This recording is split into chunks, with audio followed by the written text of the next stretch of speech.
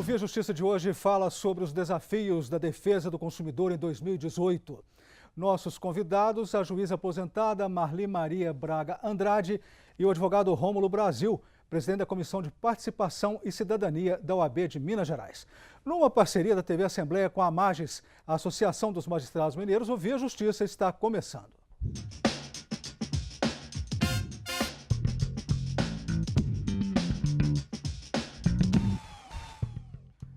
O Código de Defesa do Consumidor completa 28 anos de vigência em 2018. Doutora Marli, doutor Rômulo, quais são os desafios na defesa do consumidor para esse ano? A senhora primeiro. Bom, os desafios da defesa do consumidor eles são grandes, embora sabemos que o Código de Defesa do Consumidor ele veio para ficar, ele tem uma abrangência muito grande, os princípios e normas que protegem de forma eficaz o consumidor e, consequentemente, seus direitos. E o consumidor também confia nesse código, né? Então, eu penso que o grande desafio para 2018 será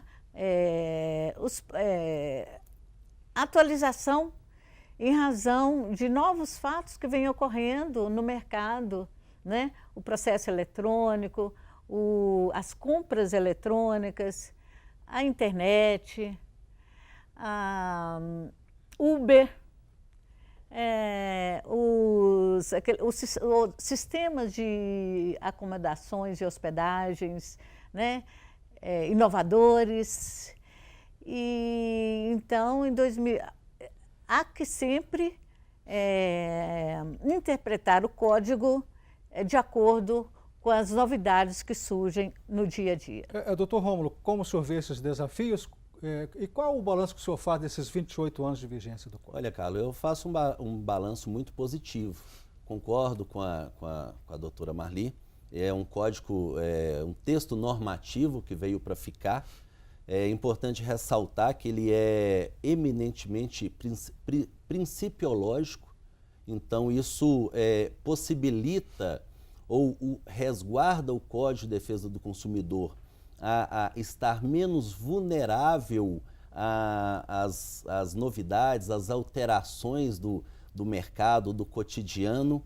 E eu vejo muito positivo, tá? Eu entendo que temos sim alguns desafios, como muito bem lembrado, o comércio eletrônico, né, que tem crescido, aumentado substancialmente, e com o aumento da movimentação financeira, com o aumento do costume dos brasileiros, da questão cultural de adquirir produtos através da internet, obviamente surgirão um número maior de demandas, maiores obstáculos a serem sanados tanto pelo legislador quanto pelos operadores do direito, mas eu vejo de uma forma muito positiva, porque isso é um caminho sem volta, não tem como regredir, retornar nesse sentido, e eu, de fato, acho muito positivo. Doutora Marli, vamos lembrar para o telespectador como que surgiu o Código de Defesa do Consumidor, quantas mudanças teve ao longo desse período, foram muitas ou poucas mudanças? As mudanças que ocorreram, elas foram pontuais, né? Eu fiz um levantamento, foram 25 mudanças ocorridas a partir da vigência do Código de Defesa do Consumidor, que ele é de setembro de 90, mas que entrou em vigor em março. Ele teve uma vacatio legis de 180 dias, então ele entrou em vigor em março de 91. As mudanças, elas foram apenas pontuais, objetivando melhorar o código e, consequentemente, a defesa do consumidor, né? Dentro dessas defesas, tem algumas recentes que nós devemos ressaltar, que é a lei, não me lembro pontualmente a lei, aquela que obriga as empresas a esclarecer com relação aos riscos do produto, né? Isso também foi uma emenda que veio dar mais normatividade à defesa do consumidor. Eu queria ressaltar nesse aspecto dessa lei a questão da higienização dos produtos, que às vezes nem sempre nós estamos atentos, que são bancos de cinema. Aliás, deixa eu só pegar essa deixa da senhora, que foi a mais recente mudança que aconteceu em outubro, né, do ano passado. É a lei número 13.486. Só para você entender, você telespectador, essa lei acrescentou ao Código a obrigação de os fornecedores higienizarem equipamentos e utensílios usados para o fornecimento de produtos ou serviços colocados à disposição dos consumidores. Então, como que a senhora vê essa mudança? Como que o senhor vê essa mudança, doutor Roma? Então, continuando, né, a questão dos carrinhos de supermercado, que é um grande fator de bactérias, do celular, do banco do cinema, dos utensílios usados em restaurantes e lanchonetes, né? Então, isso veio garantir, né, uma maior segurança quanto ao uso praticamente obrigatório desses equipamentos. Né? Mas vamos querer entender isso melhor. Você falou dos carrinhos, né? Como é que vai resolver isso, essa higienização dos carrinhos? É difícil, né, não? Eu entendo que muito bem-vinda foi muito bem-vinda essa alteração. Veio num momento muito razoável de aumento da liberdade econômica. Entretanto, tem que haver fiscalização, né? Eu já passei por situação, e olha que eu sou muito tranquilo com relação a isso. Eu acho que criança tem que brincar no chão e rolar no chão mesmo. Mas eu já me vi em situação de chegar no supermercado com meu filho com idade de 2 anos ou ano e pouco, e diante da situação do carrinho eu não tive coragem de estabelecer ele ali naquele local que seria apropriado. Então, muito bem-vindo, achei que foi muito acertada a proposta para a criação dessa lei. Agora cabe a nós, consumidores, a cada cidadão, ajudar na fiscalização, né? Vistoriar, reclamar para que de fato se efetive isso que vem em tão bom tempo, né? Exatamente. Mas, por exemplo, eu quero entender melhor o carrinho, né? Veja se é isso, né? A pessoa chega, toca no carrinho para empurrar. O supermercado vai ter que passar álcool toda hora quando mudar de consumidor, é isso? Pois é. É viável isso? Em termos práticos, como é que seria isso? A lei não discrimina efetivamente a forma que se dará, mas eu entendo que seria razoável, porque do contrário, que higienização eficaz seria essa, né? Exato, porque só para o telespectador entender, a lei estabelece a necessidade de o fornecedor informar de forma ostensiva e adequada sobre o risco de contaminação sempre que for o caso. Agora, quais são esses casos? Esse direito à informação está sendo bem cumprido em todos os casos de defesa do consumidor, doutora Marli? Pois isso é questão de amadurecimento do cidadão consumidor, né? De estar consciente aos seus direitos e da responsabilidade dos fornecedores. Uma questão de ter órgãos fiscalizadores onde o consumidor também possa se reportar. Uma questão de efetivação das normas, que é necessário, não é isso? Por exemplo, você chega no supermercado, os carrinhos, pelo menos, têm que estar limpos, como o doutor acabou de dizer, percebeu que o carrinho do supermercado não estava em perfeitas condições de higienização, que é perceptível aos olhos nus, né? Mas, por exemplo, se tem essa lei, pelo menos uma lavada, uma passada de álcool uma vez, 2 por dia, já é um princípio, né? Agora, eu estou entendendo que essa alteração, o código falava que quando os riscos eram decorrentes da atividade, o fornecedor não precisava eximia o fornecedor. Agora estou entendendo, por exemplo, o seguinte: vamos focar no carrinho do supermercado, que é o exemplo que nós estamos atendo. Eu vou no carro, vou para casa. Cheguei em casa, eu tive uma erupção, eu tive uma alergia, eu tive algo. Bom, eu consigo, através de exame médico, detectar que isso foi oriundo daquele contato e daquela falta de orientação, de higienização, porque se eu conseguir, eu tenho que então ser ressarcida desses danos que me foram causados, não é? Mas eu acho que, a princípio, nós temos que ater ao princípio ético do consumidor e do fornecedor, para estar convergindo para o bem comum de toda a sociedade. O Via Justiça faz agora um rápido intervalo e voltamos em instantes.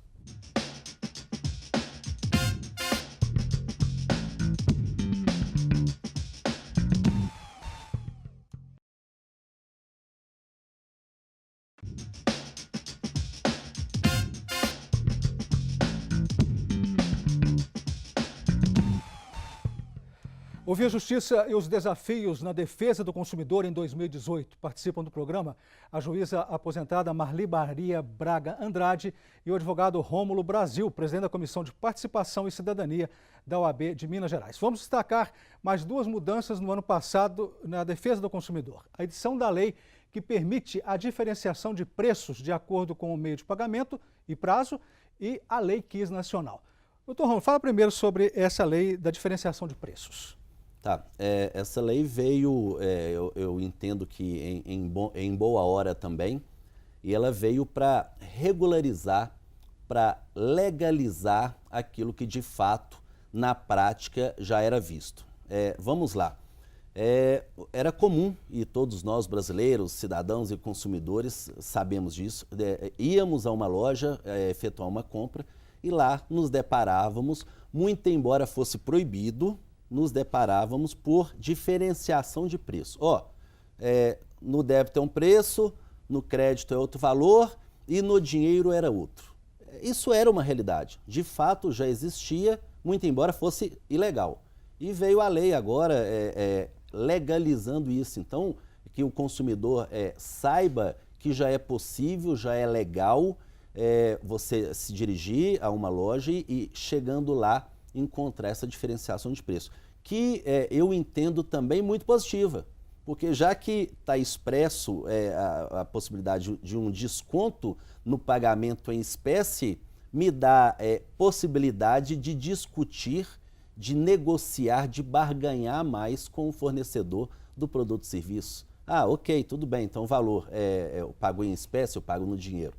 Então, achei que é muito positivo. E isso é também um reflexo, é uma demonstração de que o direito está sempre em busca do ideal. Né? Seria fora do razoável exigir ou esperar que o direito se antecipasse, de fato acontece, se antecipasse a problemas que viessem a ocorrer.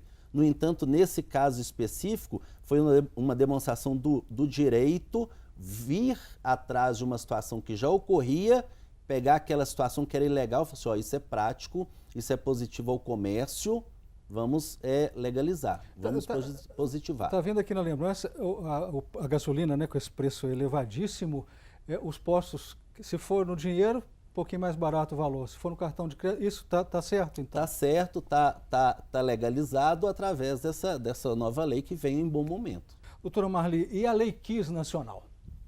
Que lei é essa?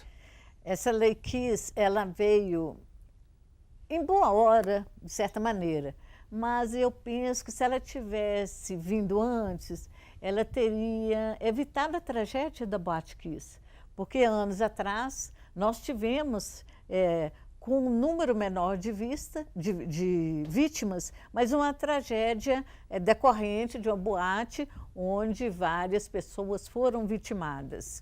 Isso na Boate Kiss no Rio Grande do Sul, né? Não, lá isso anteriormente aqui na boate chamada Canecão, né? Canecão, né? Tiveram várias vítimas, mortes, pegou fogo, dificuldade também das vítimas saírem. E decorridos alguns anos, veio com grande número de vítimas, uma tragédia nacional, uma comoção, né? O que essa lei diz?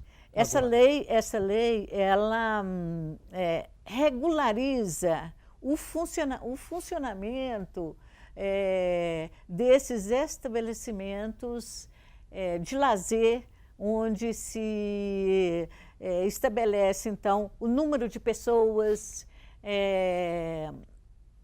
ventilação, forma de entrada,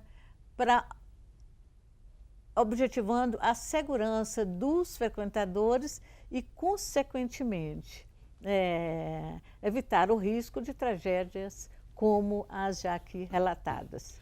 Aqui em janeiro, passou a valer a partir do dia 6 de janeiro, uma lei que obriga os açougues a darem informação da procedência das carnes. Gostaria de falar, que o senhor falasse sobre isso. Vai ser difícil ou vai ser fácil a aplicação dessa lei, doutor Romulo?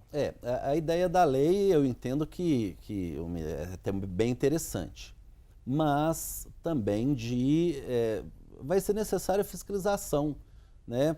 De difícil controle. É óbvio que em decorrência dessa dificuldade enfrentada, o consumidor ele não deve virar as costas e largar isso para lá. É muito ao contrário. Diante das dificuldades, nós devemos fazer a nossa parte, reclamar, buscar, nos informarmos acerca disso, para que de fato consigamos evoluir nas leis, evoluir em nosso cotidiano em todos os aspectos. Mas a lei prevê que a empresa, o açougue ou aquela autorizada a vender carnes, que ela terá que informar, prestar todas as informações ao consumidor decorrentes da origem daquela carne. E aí, dentre elas, nome completo do fabricante, CNPJ, data e origem do lote. Então, na frieza da lei, é tudo muito bonito.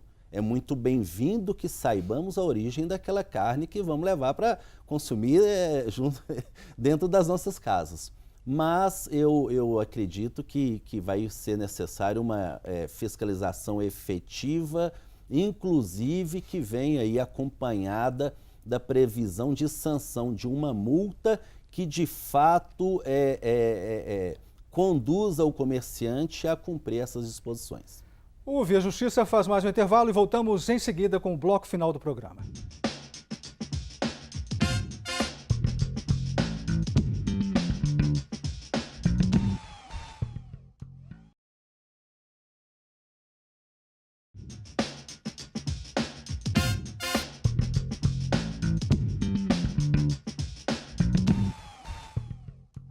O Via Justiça falando sobre os desafios na defesa do consumidor em 2018. Participando do programa, a juíza aposentada Marli Maria Braga Andrade e o advogado Rômulo Brasil, presidente da Comissão de Participação e Cidadania da OAB de Minas Gerais. Doutora Marli, com relação ao controle do superendividamento no Brasil, prevenção desse superendividamento, quais são os desafios para esse ano? Esse superendividamento, há que se diga que é do consumidor, daquele que toma o crédito. Não é isso? Então, nós temos, nos fatos que ocorrem diuturnamente, que é a oferta extensiva de crédito aos consumidores e com vantagem de parcelamento em longo prazo, sem juros. Mas, na realidade, quando o consumidor vai fazer esse empréstimo, ele não é informado dos encargos que vão incidir sobre aquele crédito que foi concedido a ele. Em razão disso, como os encargos são altíssimos, esse valor inicialmente do crédito, ao pagá-lo, se torna-se impossível, né? E isso tem feito algumas tratativas nesse sentido, em países diversos. Tem lei objetivando, inclusive, o perdão da dívida, se o consumidor não foi efetivamente esclarecido das condições de pagamento, né? Há também casos de uma proposta de recuperação do débito, a exemplo da lei de falências para as pessoas jurídicas, né?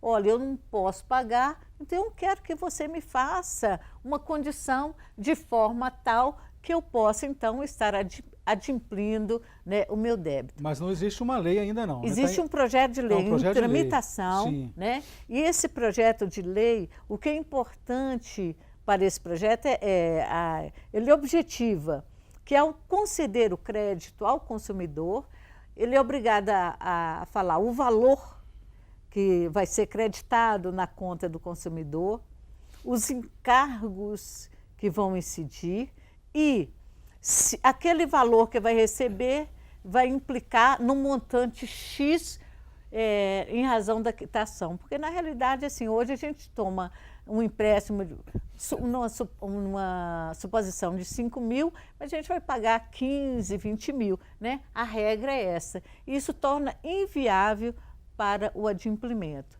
Então, se o consumidor não for efetivamente esclarecido, então pode-se retirar daquele valor os encargos que foram cobrados. Mas isso é muito importante para amparar o idoso, que ele é muito vulnerável nesses empréstimos em razão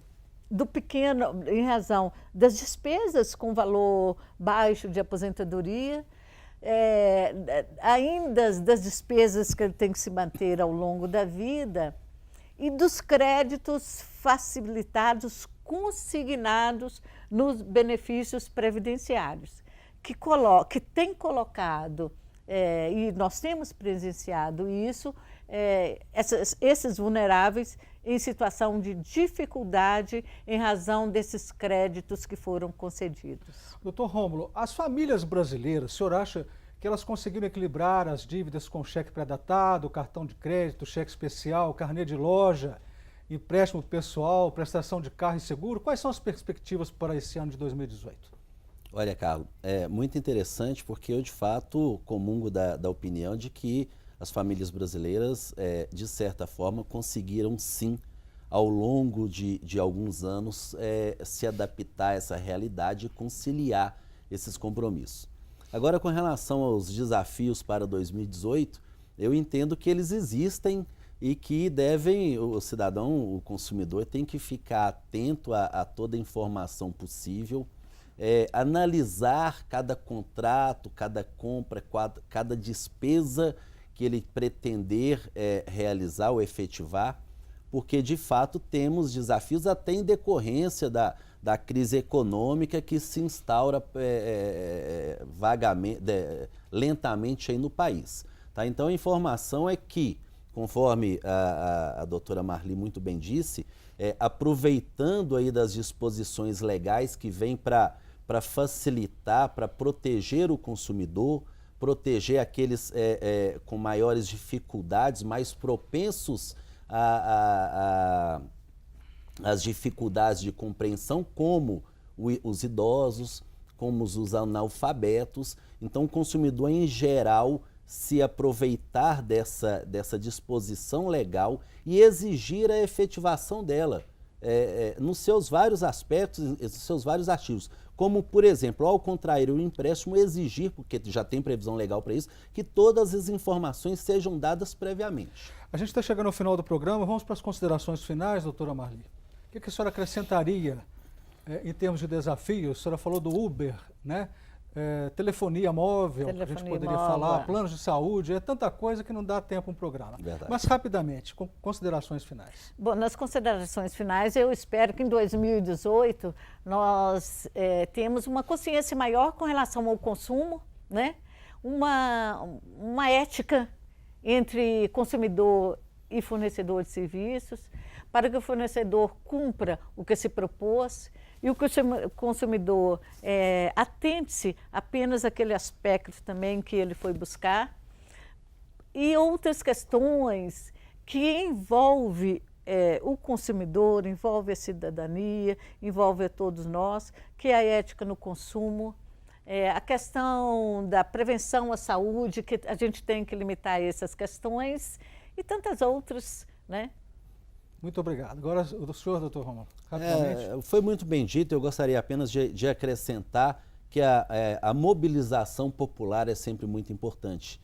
Então, o consumidor, diante de algo que ele entenda que não está correto, reclamar, buscar seus direitos, procurar a Defensoria Pública, o advogado da sua confiança, que isso é uma forma de participar efetivamente. Muito obrigado ao senhor e à senhora pelas participações. O Via Justiça de hoje termina aqui.